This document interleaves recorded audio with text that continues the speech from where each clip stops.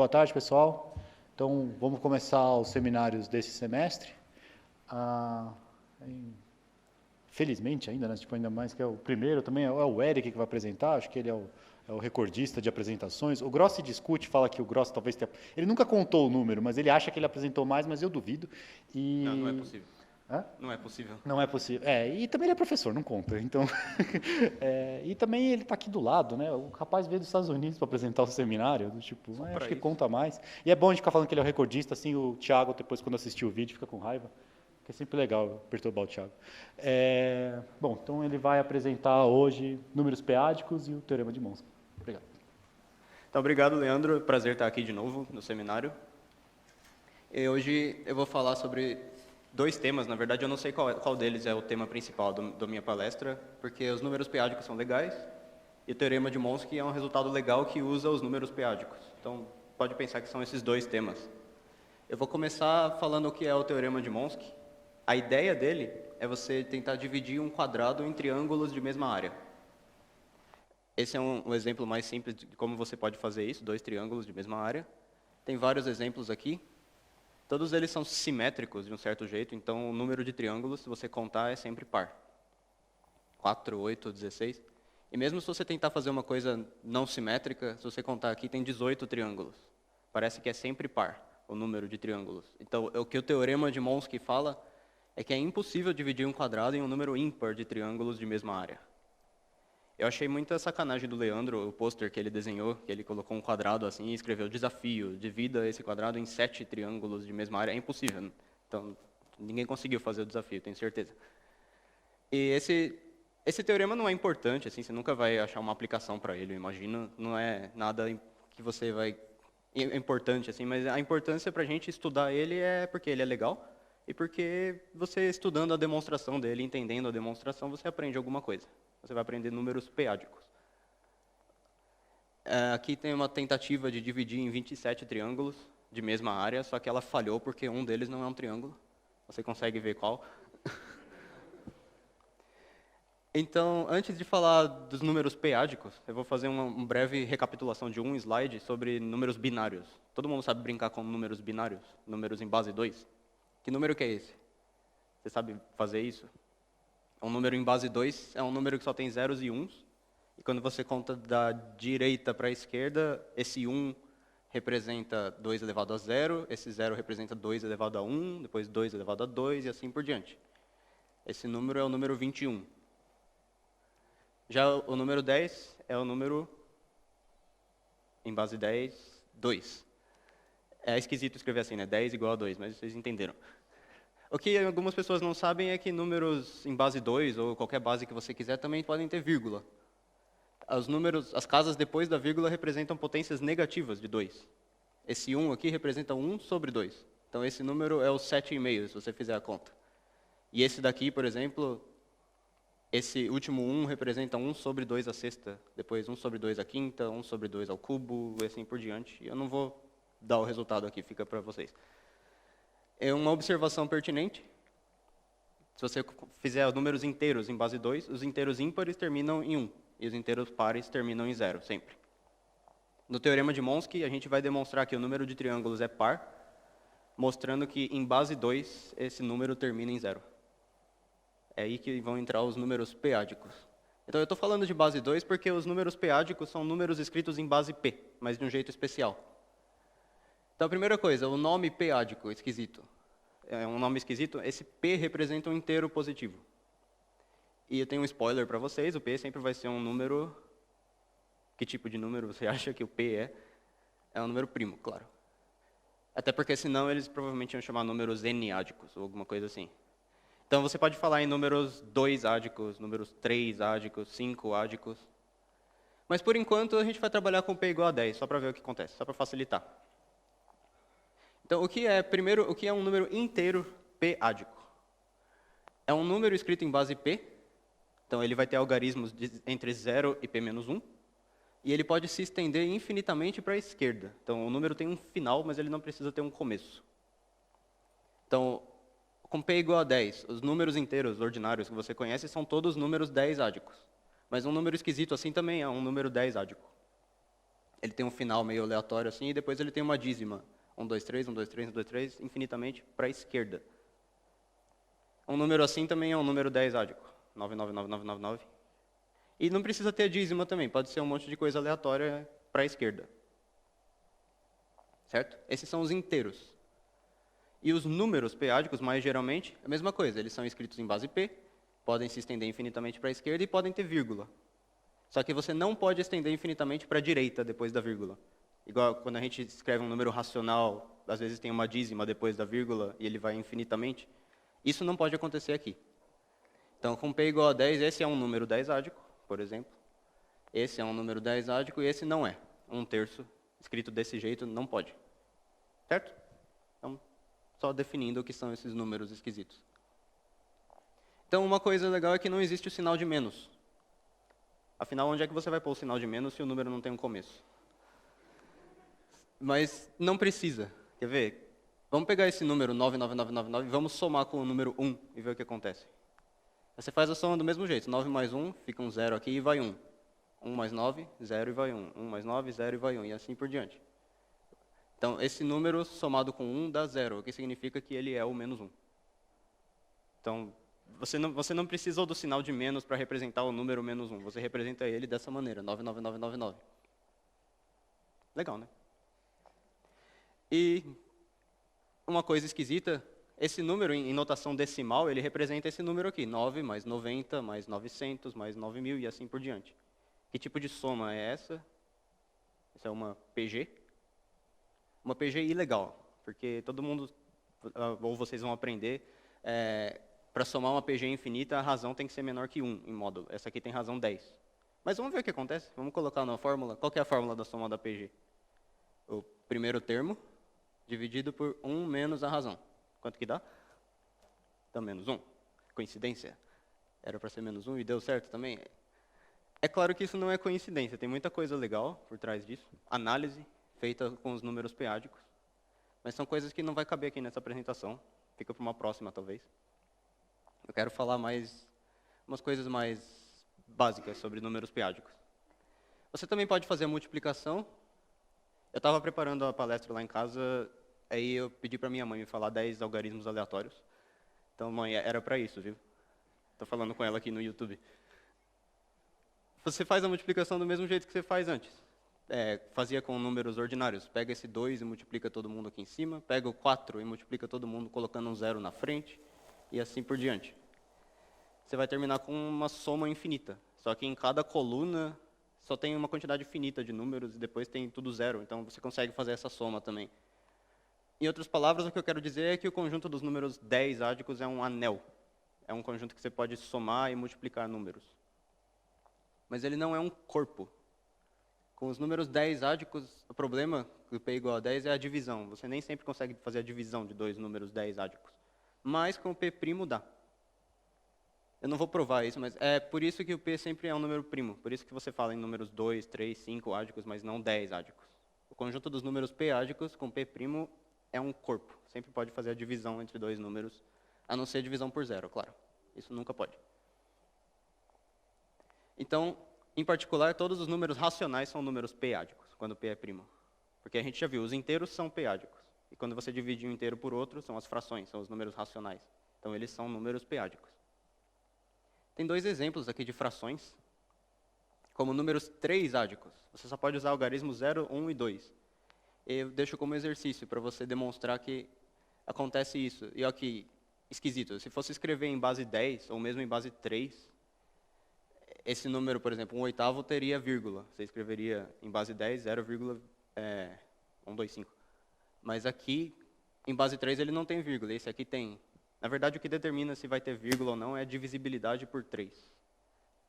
São detalhes que a gente não vai passar por hoje. Eu acho que eu vou pular isso. Alguns números reais não são números p-ádicos. Por exemplo, raiz de 2 não é um número 10-ádico. E vice-versa, alguns números p-ádicos não são números reais. Por exemplo, com p igual a 5, nos 5 ádicos existe a raiz quadrada de menos 1. Então, isso é só para você perceber que números p-ádicos são uma coisa assim, meio que independente dos números reais que você conhece. Os racionais sempre são p-ádicos, mas alguns números reais não são p-ádicos e vice-versa. Certo? O que a gente vai usar mesmo sobre os números p-ádicos é a valoração deles. É uma propriedade que todo número tem. Então, seja P1', eu vou definir o que é essa função VP. Primeiro para um inteiro p-ádico. Então, seja n um inteiro p-ádico. A valoração p-ádica de n, eu vou denotar por VP de n, por definição, é o número de zeros no final do n. É simples assim. Então, você pega esse número 3-ádico, por exemplo, que vai infinitamente aqui para a esquerda, ele termina com 4 zeros, então a valoração 3-ádica dele é 4. Eu coloquei todos os números 3-ádicos aqui. A valoração do 2 é 0, porque ele não termina com nenhum zero. E a valoração do 0, qual que é? Quantos zeros o 0 termina? O 0 você pode pensar que é 0, 0, 0, 0, 0, 0, infinitamente para a esquerda. Ele nunca começa, ele já terminou com infinitos zeros, certo? Não sei se você se convenceu com isso, mas é por definição, então, a valoração do 0 é infinito. Isso é a valoração de um inteiro. E a valoração de um número que tem vírgula, por definição, é o negativo do número de casas depois da vírgula. Também simples assim. A valoração de um número assim é 7, porque tem 7, é menos 7, porque tem 7 casas depois da vírgula. E a valoração desse 1,1 é menos 1, porque tem uma casa depois da vírgula, certo? A valoração tem duas propriedades importantes para a gente. Uma relacionada com a multiplicação e a outra com a soma. Essa aqui é fácil. Se um número tem valoração U e o outro tem valoração W, então a valoração do produto deles é o W, U mais W. Quem aposta? Alguém quer dar um palpite? É U mais W. Quando você pega um número que termina com 2 zeros e multiplica por um número que termina com 3 zeros, você vai ter um número que termina com 5 zeros, a soma. Isso não é verdade em base 10, não é sempre. Mas quando P é primo, sim. Por causa de divisibilidade por números primos. Então, é só contar os zeros ou casas depois da vírgula. Certo? E a soma, em particular, decorre disso aqui, que a valoração de 1 sobre n é menos a valoração de n. E a valoração de uma fração, assim, m sobre n, fica a do m menos a do n. Nós vamos usar essas fórmulas mais tarde. E aqui relaciona a valoração com a soma, é um pouquinho mais complicada e chama desigualdade ultramétrica. Eu gosto desse nome. Você vai tentar fazer a valoração de m mais n ou de m menos n. Se o m e o n têm valoração diferente, a resposta vai ser o mínimo entre os dois, aquela que for menor. Se eles têm a mesma valoração, vai ser maior ou igual que o mínimo. Não dá para afirmar, certo? Porque você tem que, imagina que eles são inteiros, o m e o n. Você tem que contar a quantidade de zeros no final do número, isso que é a valoração dele. A quantidade de zeros no final da soma, se os dois números têm uma quantidade de zeros diferente, quando você vai colocar um em cima do outro assim para fazer a soma, onde os dois tinham zero vai dar zero. Aí onde um terminou de ter zero, a soma não vai mais ser zero. Então a quantidade de zero vai ser a mínima. Agora, se os dois têm a mesma quantidade, onde era zero vai ficar zero. Mas onde não era mais zero, pode ter algum cancelamento ali. Pode ser 4 mais 6, se você está trabalhando com os 10 ádicos, e aí vai dar um zero de novo. Então, por isso acontece isso. E você faz a mesma coisa se tiver vírgula, para contar as casas depois da vírgula. Então, essa é a propriedade que a gente precisa lembrar também. E com isso eu terminei a minha introdução aos números p-ádicos. É tudo que a gente vai precisar deles. A gente pode passar para o teorema de Monski já. Ficou alguma dúvida? Então tá. Só que antes de passar para ele, eu vou fazer uma pausa para a gente descansar um pouco. Isso é uma coisa legal que eu conheço e que é muito pequena para falar só sobre ela em um seminário, então eu decidi colocar ela aqui. Você sabia que essa integral dá π sobre 2? Não, né? Nem eu. Mas essa aqui também dá π sobre 2. E essa aqui também. Está percebendo um padrão? E se você for até o x sobre 13, quanto que dá? Quem falou π sobre 2 acertou, é claro. E se você for até o x sobre 15, aí dá isso aqui. É verdade. Tá, agora chega, vamos falar do Monski. Eu não vou falar daquilo. Teorema de Monski. É impossível dividir um quadrado em um número ímpar de triângulos de mesma área. Vamos demonstrar. Então, a gente vai começar assim. Nós vamos usar um pouquinho de geometria analítica. Só um pouquinho. Nós vamos imaginar que a gente tem o quadrado de vértices 0, 0, 1, 0, 1, 1 e 0, 1. É o quadrado aqui no plano cartesiano. E imagina que ele foi dividido em n triângulos, de alguma forma. Eu dividi em 12 aqui, de mesma área. Então, a área de cada triângulo é 1 sobre n. Tá? E nós vamos provar que o n tem que ser par. Certo? E a gente vai fazer isso usando os números 2-ádicos. Mais precisamente, a valoração 2-ádica. E isso é muito bom porque o 2 é um número primo. A gente já viu que os p-ádicos só servem quando o p é primo, né? E tem uma coisa que eu esqueci. Esqueci, entre aspas. A valoração p-ádica, é assim, todo número 2-ádico tem uma valoração 2-ádica. Só que a valoração se estende para o conjunto dos números reais. Todos os números reais têm uma valoração. Por exemplo, o π. O π provavelmente não é um número 2-ádico, eu não sei. Mas ele tem uma valoração. Você consegue definir de uma forma que aquelas propriedades continuam válidas. Na verdade, tem mais de um jeito de fazer isso, envolve o lema de Zorn, e não é trivial.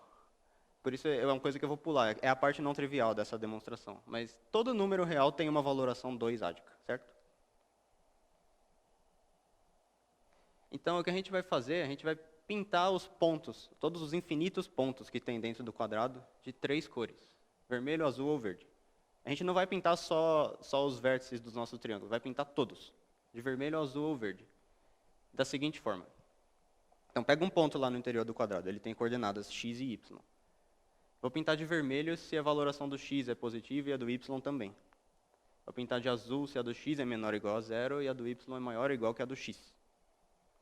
E de verde se a do y é menor ou igual a zero e menor que a do x. Essas 3 condições são mutuamente exclusivas. Sempre vale exatamente uma delas. Não é fácil de ver assim à primeira vista, mas é verdade. Essa figura não fui eu que fiz. Eu achei um PDF na internet de um cara. Ele escreveu uma página só uma folha, uma página de PDF com a demonstração do teorema de Monski, bem resumido.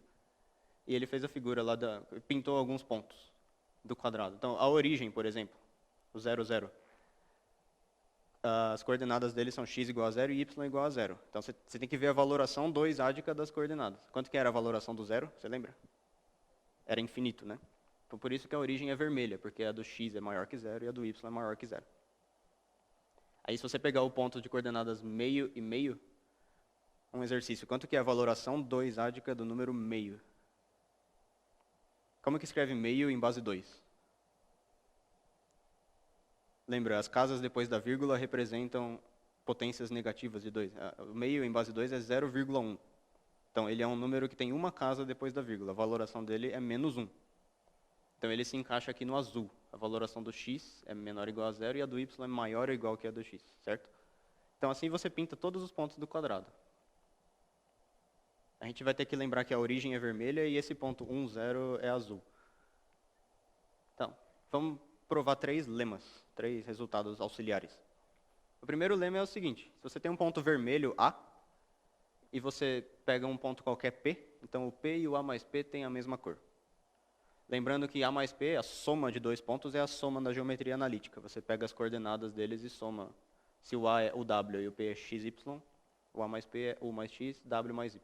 Então, se o A é vermelho e o P é azul, o A mais P vai ser azul. Isso é simples de provar. Estão aqui as condições para a gente lembrar. Imagina que o A é o W e o P é XY. Então, como o A é vermelho, a valoração do U e a do W são maior que 0, tá? Então, primeiro vamos provar que se o P for vermelho, o A mais P vai ser vermelho. O P é vermelho, então a do X é maior que 0. E a do U também era maior que 0. O que a gente pode afirmar sobre a do U mais X, a valoração do U mais X? Você lembra? A valoração da soma é igual à menor delas ou maior ou igual à menor delas. De qualquer forma, se as duas são positivas, a da soma também é positiva. E analogamente para o W mais Y. Então, o U mais X vai ser maior que 0, o W mais Y vai ser maior que 0, então esse ponto de coordenadas U mais X e W mais Y vai ser vermelho. E da mesma forma você faz com o azul, eu acho que eu vou pular, porque são as contas de sempre usando aquelas propriedades da valoração. Então eu vou deixar registrado aqui. Pronto. Certo? Se alguém tiver alguma dúvida, pode me interromper. O lema 2, qualquer reta só tem no máximo 2 cores. Eu aposto que você não tinha percebido isso. qualquer reta vertical, horizontal, diagonal ou qualquer direção que você quiser, nunca vai ter pontos de 3 cores. Isso é legal. Demonstração. Então, estão aqui aquelas 3 condições para a gente lembrar. Então, suponha, por absurdo, a gente faz assim, eu quero mostrar que a reta não pode ter pontos de 3 cores. Então, suponha que existe uma reta que tem pontos de 3 cores e vê onde que vai dar, e vai dar uma contradição. Sem perda de generalidade, a reta parte da origem. O que eu quero dizer com isso é o seguinte, a sua reta tem pontos das 3 cores, ela tem um ponto vermelho, seja A, esse ponto. Então, eu vou transladar essa reta, eu vou considerar a reta somada com menos A. Ela vai partir da origem, e os pontos nela não vão trocar de cor por causa do lema 1. Porque se o A é vermelho, o menos A também é vermelho. Então, eu estou somando com um ponto vermelho. Então, a reta vai continuar tendo pontos das 3 cores, certo? Só que agora ela é uma reta que parte da origem. A equação dela é x igual a lambda y, ou y igual a lambda x. Se ela for vertical ou horizontal, tem problemas, né? Mas, em geral, você pode afirmar o seguinte, os pontos x, y nessa reta têm a razão x sobre y constante, igual a um certo lambda. Aí você tem que, é o que eu falei, né? Descartar os casos que se a reta for horizontal, por exemplo, todos os y dela vão ser igual a zero, então você não pode fazer o x sobre y, mas aí você faz o y sobre x. Não é um problema isso. Mas agora, lembra, a reta tem pontos das 3 cores. Então pega um xy nela que seja um ponto azul. E vamos calcular a valoração do lambda a partir disso. O lambda é igual a x sobre y. Então a valoração dele é a valoração de x menos a de y. E como ele era um ponto azul, esse número é menor ou igual a zero, por causa disso aqui, da condição lá em cima. Agora, se você pegar um ponto que era verde, o xy verde, e fizer a mesma conta, a valoração do lambda vai ser agora positiva. Isso é uma contradição, um absurdo matemático. Então, a gente concluiu o lema, certo? Então, toda reta só tem no máximo 2 cores. E a partir disso vai sair esse resultado. Existe pelo menos um triângulo com vértices, um de cada cor. Essa é a parte que vai dar um pouquinho mais de trabalho para a gente demonstrar. É puramente combinatória. Vocês gostam de combinatória? Eu não gosto. Eu gostava, agora eu não gosto mais, não sei porquê. Mas não é difícil, vamos ver por quê. Quer ver? Aqui eu fiz um exemplo, tá certo que os triângulos não têm todos a mesma área, mas eu obedeci aquela lei de que qualquer reta só tem no máximo 2 cores. Qualquer reta que você pegar aqui. Quantos triângulos de 3 cores você consegue ver aqui?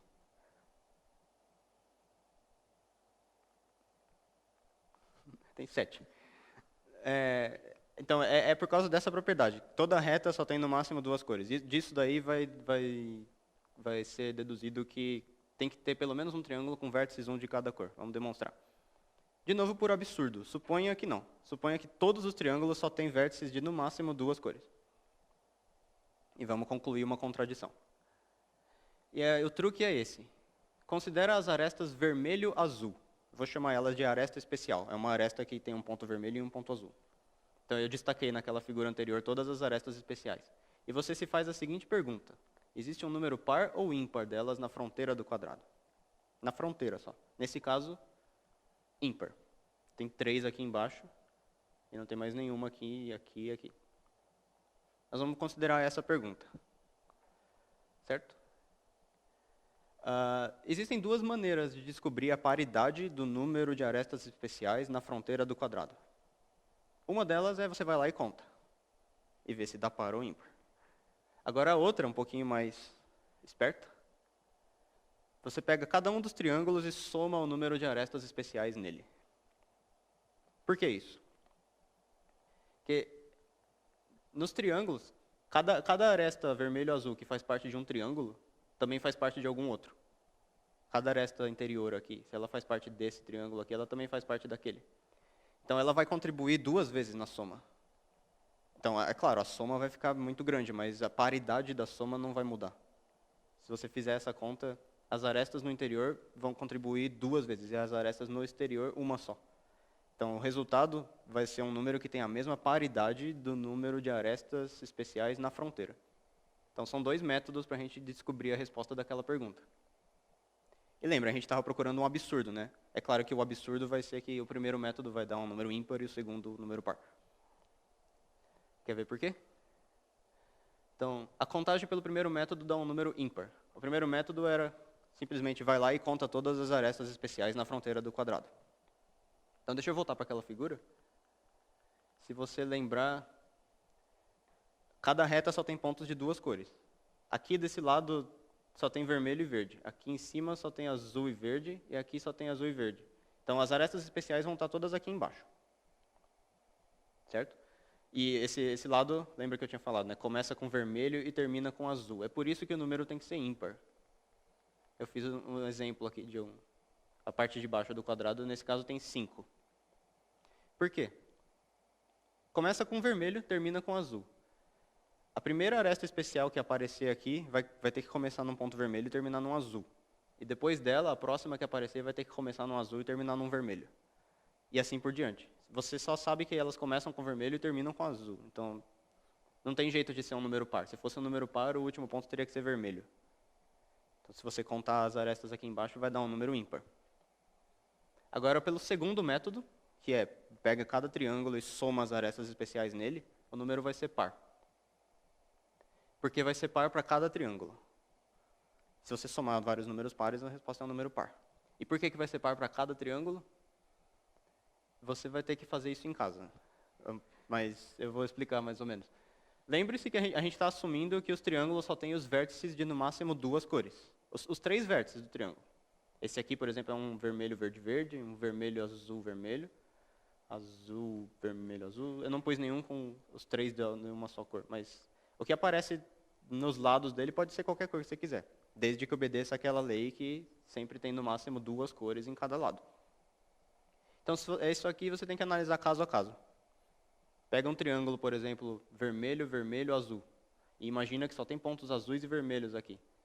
Então, por causa daquele mesmo motivo do slide anterior, aqui embaixo vai ter um número ímpar de arestas especiais, porque começa no azul e termina no vermelho. Aqui do lado também, começa no azul e termina no vermelho. Também vai ter um número ímpar. Aqui vai ter um número par, começa no vermelho e termina no vermelho. Então, você tem ímpar mais par, que dá par. Se você fizer isso com todos os casos possíveis, você vai ver que dá certo. Sempre é um número par. Então, esse é o absurdo que a gente queria concluir. E isso conclui a demonstração do lema 3, que é, existe um triângulo com vértices, um de cada cor. Certo? Isso foi a parte combinatória, a parte chata. Agora, isso é bastante para a gente demonstrar o teorema já. Vamos ver por quê. Lembra, então, a gente está tentando mostrar que o n é par. N é a quantidade de triângulos. A área de um triângulo é sempre 1 sobre n, eles têm todos a mesma área. E a gente já sabe que tem pelo menos um triângulo com vértices, um de cada cor. Aí você se pergunta, qual é a área desse triângulo? De novo, sem perda de generalidade, o triângulo, o vértice vermelho dele é a origem. Eu não vou ver a área desse triângulo, eu vou transladar ele até a origem. A cor dos vértices dele não muda, a área dele não muda. Então, eu vou ver a área dele agora. Então, ele é um triângulo que tem um vértice 0, 0. E os outros dois eu vou chamar de XY e AB. O XY azul e o AB verde. Qual que é a área desse triângulo? Você lembra dessa fórmula de geometria analítica? Essa é uma fórmula que eu usava na escola, mas depois que eu entrei para a faculdade eu nunca mais usei. A área de um triângulo, dados os vértices. Não sei se você sabe. A área, ou talvez o negativo da área, dependendo da ordem que você escolher, é metade do determinante, onde você põe tudo 1 na última coluna, e aqui nas outras duas colunas você escreve as coordenadas dos pontos, 0, 0, XY e o AB. Alguém sabia dessa fórmula? Eu tive que lembrar de novo, não lembrava. Então, isso vai dar a área ou o negativo da área. Aí você faz esse determinante e vai dar xb menos AY sobre 2. Tá? Então, o XY era um ponto azul, ele satisfaz essas condições. O AB era verde, satisfaz essas. E a área do triângulo é 1 sobre n, é igual a mais ou menos esse valor. Agora a gente vai começar a brincar com a valoração. Então, esse mais ou menos some. Quando você está fazendo valoração, a valoração de um número negativo ou positivo é a mesma. A valoração de menos n é igual a do n. Então, tanto faz. Vamos ver a valoração dessa área. Primeiro, a valoração do xb. Lembra, a valoração do produto é a soma das valorações. É a do x mais a do b. Agora, lá em cima, o x é menor ou igual que do y. E o b é menor que do a. Então, esse daqui fica menor do que essa soma, que é igual à valoração de AY. Então, a do XB é menor que a do AY. Então, quanto que é a do XB menos AY? Aí tem que lembrar da desigualdade ultramétrica. A valoração de uma soma ou de uma diferença, quando um dos números tem a valoração menor que a do outro, é igual à valoração daquele que é menor. Foi o que a gente tinha visto antes. Então, a valoração de XB menos AY é igual a do XB, que é a do X mais a do B. Agora, olha lá em cima de novo, tanto a do X quanto a do B é menor ou igual a zero. Então, esse número é menor ou igual a zero. Tá? Então, agora vamos ver quanto que vai dar a do 1 sobre N, que é igual a XB menos AY sobre 2. A valoração dele vai ser a valoração do XB menos AY menos a do 2. Quanto que é a valoração de 2? Como que escreve 2 em base 2? 1, 0. Então, ele termina com 1, 0, a valoração dele é 1. Então, ficou igual a isso daqui, do XB menos AY menos 1. A gente acabou de deduzir aqui em cima que a do XB menos AY é menor ou igual a 0. Então, esse número fica menor ou igual a menos 1, que é menor que 0. Então, deduzimos isso. Valoração do 1 sobre N é menor que 0. Só que a valoração de uma fração é igual à valoração do primeiro menos a do segundo. Então, substituir esse número por isso. Quanto que é a valoração do 1? Como que escreve 1 em base 2? 1. Esse é fácil. Quantos zeros ele termina? 0. Então, eu posso cortar essa valoração do 1 aqui. Ele é igual a 0. Agora eu multiplico a desigualdade por menos 1. Lembrando que quando você faz isso, você troca o sinal, né? Muita gente erra essas coisas. Se a gente errasse aqui, acabou tudo, né? Não ia dar nada certo. A valoração do N é um número positivo.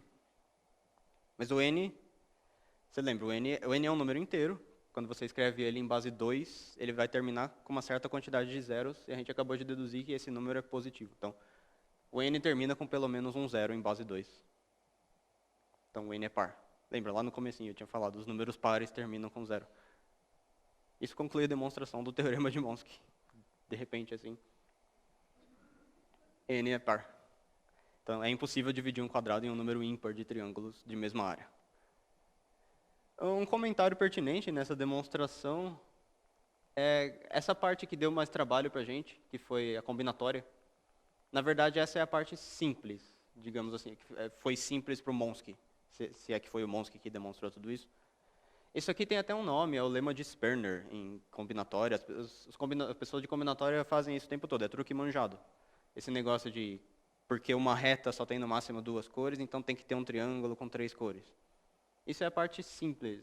O mérito dele foi descobrir uma maneira de pintar o quadrado de forma que as retas tivessem pontos de no máximo 2 cores, e de forma que o fato de existir um triângulo com 3 cores implica uma coisa sobre a área dele, que implica uma coisa sobre a quantidade de triângulos.